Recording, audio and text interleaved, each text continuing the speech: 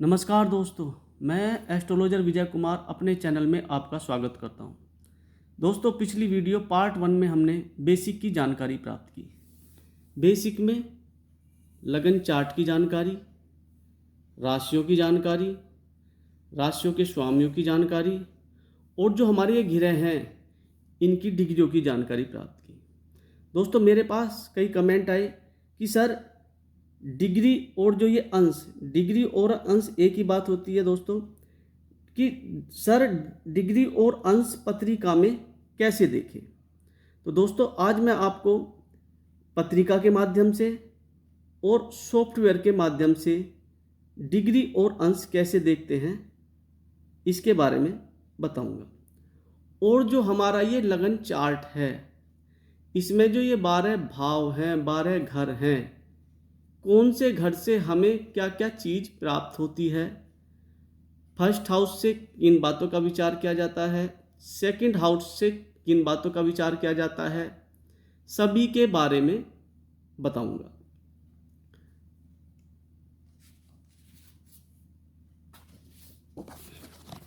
दोस्तों, ये एक पत्रिका है। इसमें आप देख सकते हैं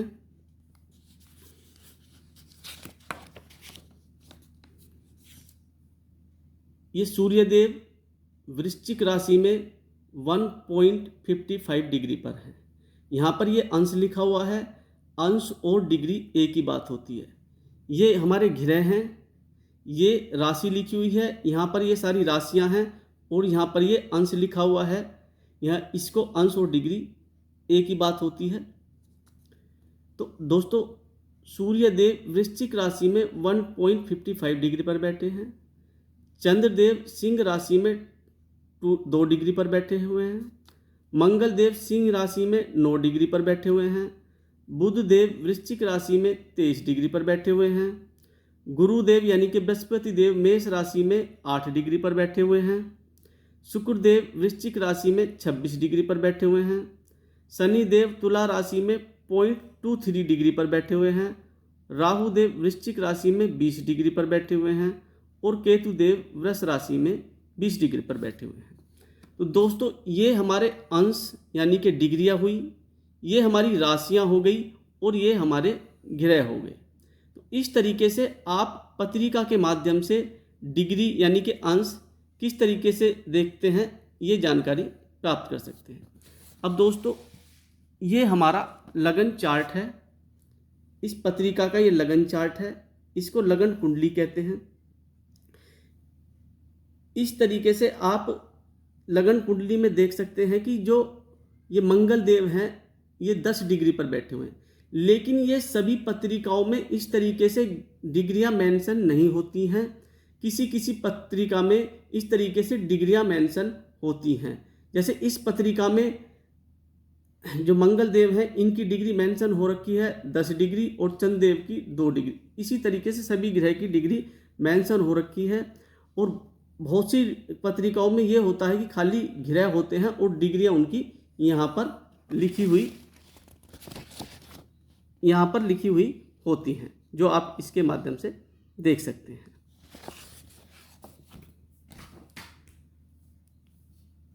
अब दोस्तों, मैं आपको सॉफ्टवेयर के माध्यम से डिग्री और अंश की जानकारी देता हूँ।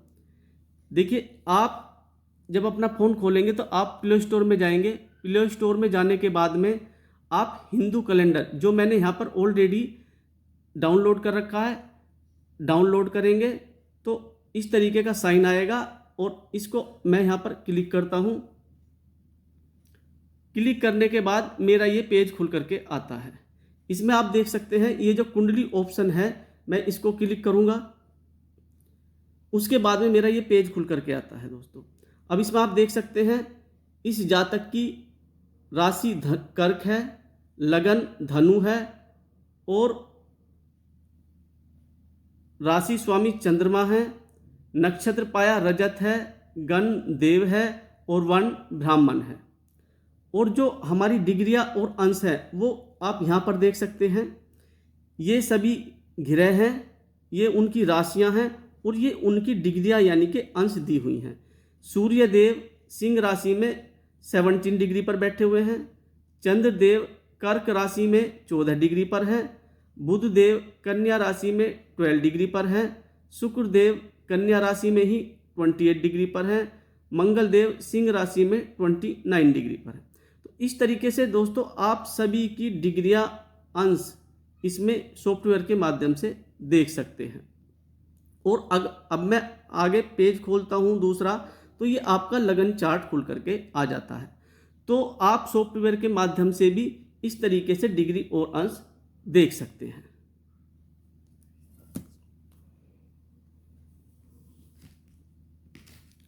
दोस्तों इसके बाद हम जानकारी प्राप्त करेंगे जो हमारे ये 12 घर हैं, 12 हाउस हैं, इन सभी घरों से हमें क्या चीज़ें प्राप्त होती हैं, हर घर से हम किस चीज़ों का विचार करते हैं।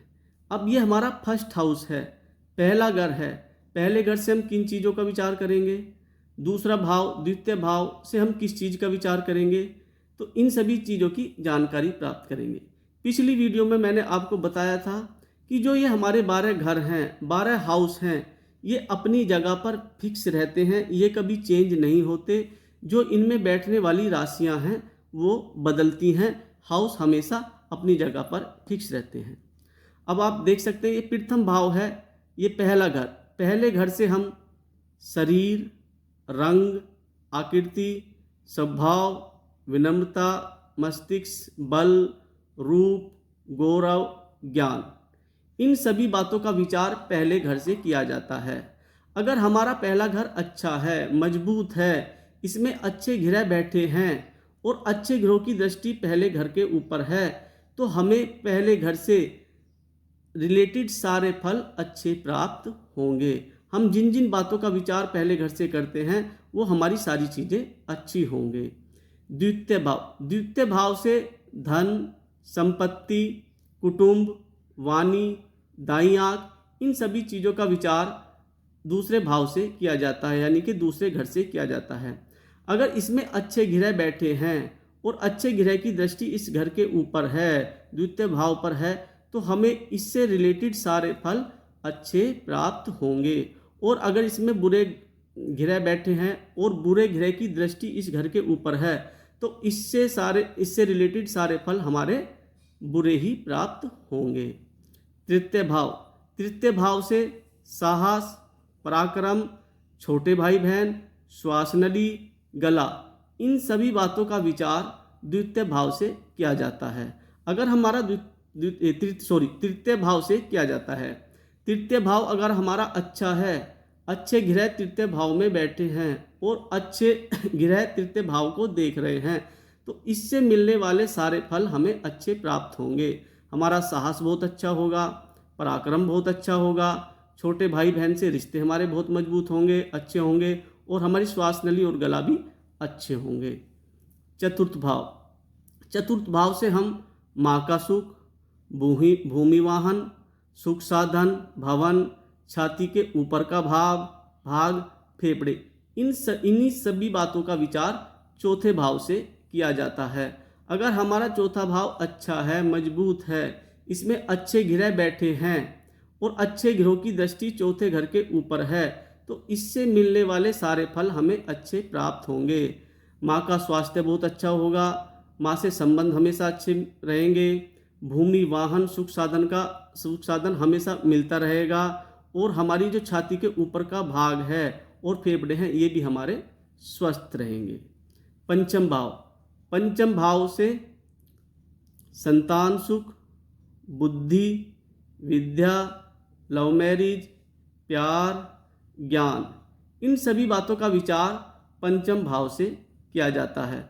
अगर हमारा पंचम भाव अच्छा है, मजबूत है और अच्छे ग्रहों की दृष्टि पंचम भाव के ऊपर है, तो इससे मिलने वाले सारे फल हमें अच्छे प्राप्त होंगे। हमारी संतान अच्छी होगी, संतान से रिश्ते अच्छे होंगे, बुद्धि और ज्ञान हमारा अच्छा होगा, लव मैरिज और प्यार, इनमें सक्सेस मिलेगी और ज्ञान भी हमारा अच्छा होगा। छठा भाव, छठे भाव से रोग, ऋण, शत्रु, पेट के रोग, मुकदमेबाजी, कंपटीशन, इन सभी बातों का विचार छठे भाव से किया जाता है। अगर हमारा छठा भाव अच्छा है, इसमें अच्छे ग्रह बैठे हैं और अच्छे ग्रहों से दृष्ट है, यानी कि अच्छे ग्रहों की दृष्टि छठे भाव के ऊपर है, तो इनसे सारे मिलने वाले फल हमें अच्छे प्राप्त होंगे। शत्रुओं पर विजय प्राप्त करेंगे, ऋण नहीं होगा, पेट के रोग जो हैं वो नहीं होंगे, और मुकदमेबाजी में भी हमें सफलता प्राप्त होगी। और कंपटीशन, ये भाव हमारा कंपटीशन का भी है। मान लिया हम किसी चीज़ का कंपटीशन देते हैं और अच्छे ग्रह इसमें बैठे हैं, तो हमें कंपटीशन में भी सक्सेस मिलेगी। सातवां भाव, सातवें भाव से जीवन साथी, विवाह, काम वासना, दैनिक व्यवसाय, पार्टनरशिप, गुप्त रोग, इन सभी चीज़ों का विचार सातवें भाव से किया जाता है। अगर सातवें भाव में अच्छे ग्रह बैठे हैं और अच्छे ग्रहों की दृष्टि सातवें भाव के ऊपर है, तो इनसे मिलने वाले सारे सुख, सारे फल हमें अच्छे प्राप्त होंगे। जीवन साथी अच्छा मिलेगा, जीवन साथी से संबंध अच्छे होंगे। दैनिक व्यवसाय, यानी कि जो आपका डेली कमाई है वो बहुत अच्छी होगी। और आपकी मान लिया किसी के साथ पार्टनरशिप है, तो उससे अच्छे रिलेशन रहेंगे, पार्टनरशिप अच्छी चलेगी और गुप्त रोग भी नहीं होंगे। आठवां भाव, आठवें भाव से हम आयु, मृत्यु, दुर्घटना, लंबी बीमारी, गहरी खोज, अचानक धन लाभ, इन सभी बातों का विचार आठवें भाव से किया जाता है। ये बुरा भाव भी है और इसमें कुछ हमें अच्छी चीज़ें भी प्राप्त होती हैं, जैसे गहरी खोज, धन लाभ, अचानक धन लाभ इस भाव से प्राप्त होता है।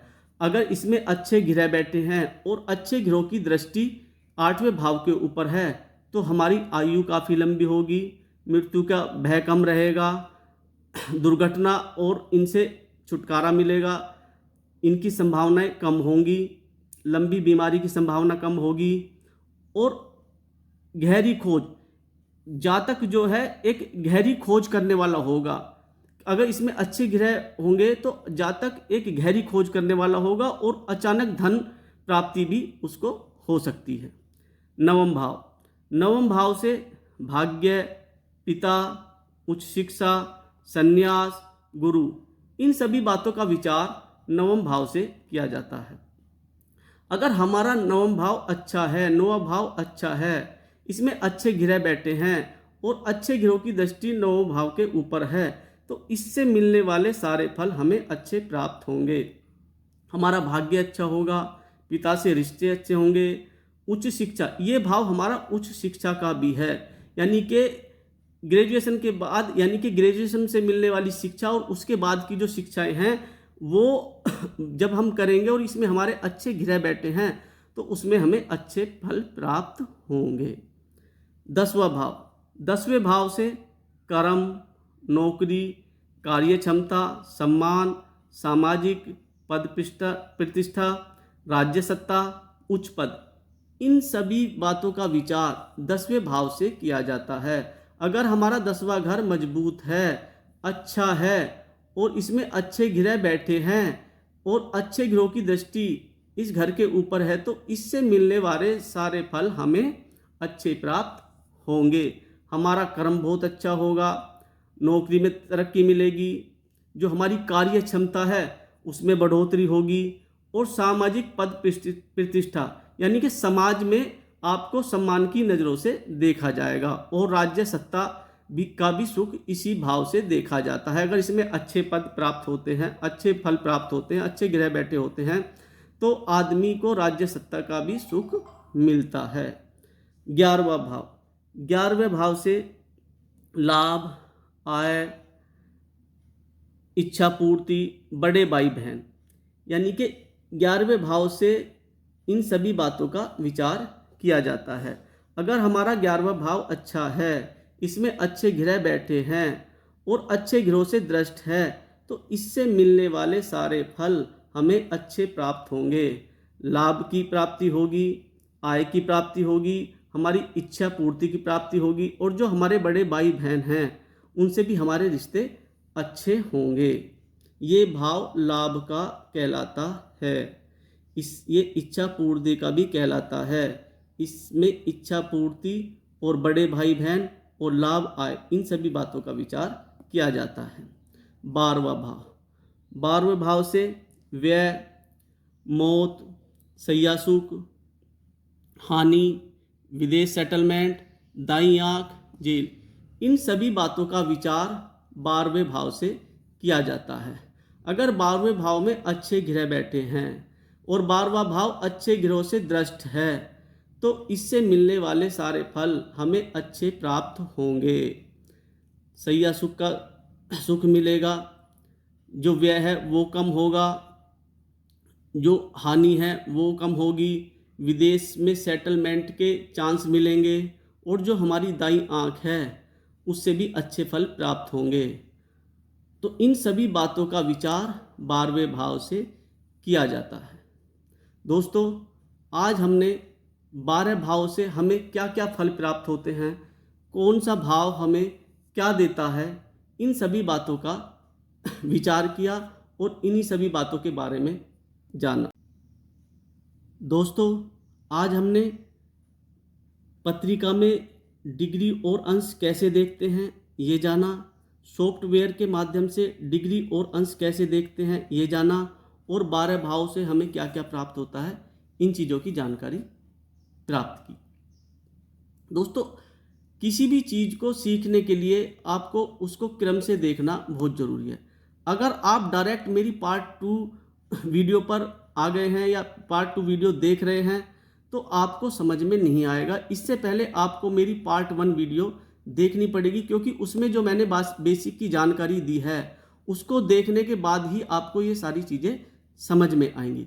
तो किसी भी चीज़ को सीखने के लिए, समझने के लिए उसको क्रम से देखना बहुत ज़रूरी है, स्टेप बाय स्टेप देखना बहुत ज़रूरी है। दोस्तों, अगर आपको ये वीडियो अच्छी लगी हो, पसंद आई हो, तो इसको लाइक कीजिए, शेयर कीजिए और सब्सक्राइब कीजिए और नोटिफिकेशन बेल को दबाना ना भूलें, क्योंकि मेरी अगली वीडियो अपलोड होते ही आपके पास मैसेज आ जाएगा। तब तक के लिए थैंक यू।